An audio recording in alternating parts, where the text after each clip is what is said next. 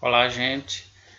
Boa tarde, turma do oitavo ano. Olha, nós vamos hoje, no assunto de hoje, gente, estudar as dízimas periódicas, tá certo?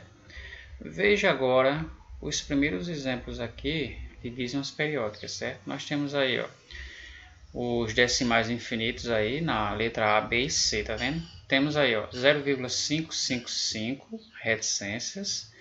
Temos aí também, ó, 0,1212 reticências e temos 3,477 reticências, ou seja, são decimais infinitos aí e periódicos, tá certo? Veja aí a definição do que nós vimos aí nos exemplos, ó. Dízima periódica é todo número decimal infinito e periódico, onde o período é os números que se repetem periodicamente depois da vírgula, ok? Classificamos as dízimas periódicas como sendo dízimas periódicas simples e dízimas periódicas compostas. Então, gente, temos aí alguns exemplos aí, dois exemplos de dízimas periódicas simples. Então, veja, 0,555 reticências, 3,4777 reticências, tá certo? Vocês observem que na dízima periódica simples é apenas um número igual que vai se repetir periodicamente e infinitamente. No caso aqui é 5. Esse número que se repete é o que nós chamamos de período, tá certo? Veja na letra B que temos aí o 7 que está se repetindo periodicamente, então o 7 aí nós chamamos de período. Agora vamos entender o que é uma dízima periódica composta, tá certo? Quando dois ou mais números se repetem periodicamente, então nós temos uma dízima periódica composta. Como podemos ver aqui, no exemplo da letra A e da letra B, temos 0,12, que são os números iguais que vão se repetir infinitamente, certo? Então, este período aqui representa uma dízima composta, porque são dois números que são diferentes, mas aí o período é igual. 12 é um período igual que vai se repetir aí infinitamente. Já no exemplo da letra B, temos 5,23, que também é uma dízima composta e o período é 23, ok? Agora, veja como transformamos números decimais em frações decimais. Vamos transformar os seguintes números decimais abaixo em frações decimais, tá certo? Então temos aí 0,5, escrevemos como sendo 5 décimo. Veja que escrevemos no denominador 10, porque temos aqui uma casa decimal após a vírgula, tá certo? Já na letra B, nós temos 121, aliás, 12,1, escrevemos 121 sobre 10. Ainda escrevemos 10 porque temos depois da vírgula apenas uma casa decimal. Já na letra C, nós temos 1,32, certo? Escrevemos 132 sobre 100. Por que 100? Porque nós temos dois números aqui, depois da vírgula, 32. Então, duas casas decimal corresponde a escrevermos 100 no denominador. Na letra D aqui, nós temos 0,234.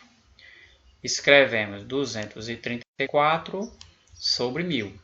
Escrevemos 1000 porque depois da vírgula temos três casas decimal aqui, 234, tá certo? Aí vamos aqui a uma definição do que seja dízimas periódicas, ok? Então veja só.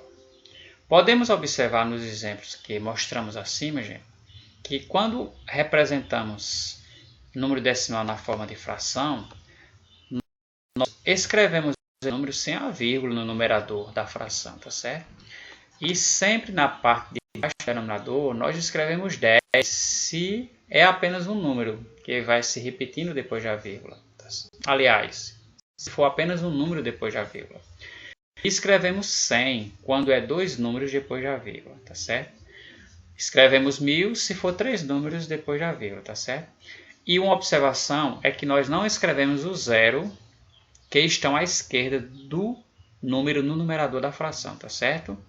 Então, vamos aí a mais uma definição aí, ó. Veja como nós transformamos números decimais em frações ou vice-versa.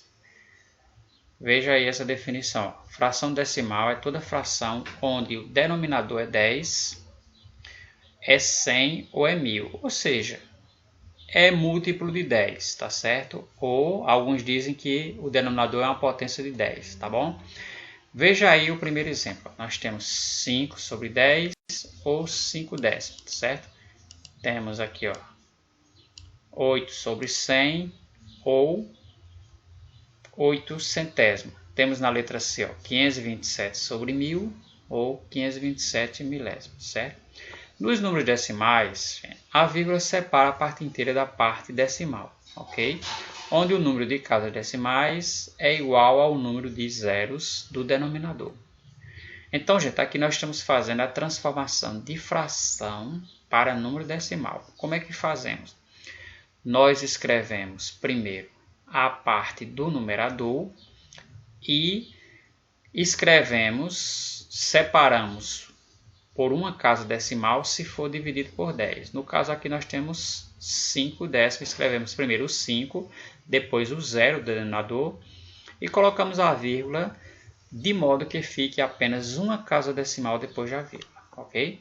Na letra B, gente, nós temos 8 centésimos. Então, como escrevemos? Nós escrevemos o 8, acrescentamos antes do 8 os dois zeros do denominador e nós separamos por vírgula, de modo que depois da vírgula fique duas casas decimal. Então, colocamos aqui entre os dois zeros, porque depois da vírgula fica 0,8, que representa 100, tá certo? Duas casas decimal representa centésimo. Temos na letra C aqui, ó, 527 sobre 1000 ou 527 milésimos. Como escrevemos? Primeiro escrevemos, ó, 527, que é a parte do numerador. Aí vamos escrever um zero e separar por vírgula. Aí você poderia perguntar, por que não escreveu todos os zeros? Porque precisamos apenas separar 3 casas decimais. Então, quando escrevemos 527 e um zero antes do 5 e colocamos a vírgula, nós já temos as 3 casas decimais aqui para identificar o número decimal representado na forma de milésimos, ok? Tá certo? Então, nem sempre a gente precisa escrever todos os zeros que nós temos no numerador, desde que a parte do numerador seja composta por mais de um número, tá certo? Então, gente, está aí a aula de hoje que eu apresentei para vocês. Aprendemos sobre o que significa dízimas periódicas, que são números decimais infinitos, tá certo? Aprendemos sobre a classificação, né? Que as dízimas são simples e são compostas, tá certo? Aprendemos a escrever os números decimais na forma de fração e também a transformar os números na forma de fração em números decimais, ok? Então, até a próxima aula, tá certo? Aguardem uma atividade aí que postarei para vocês aí em seguida, ok?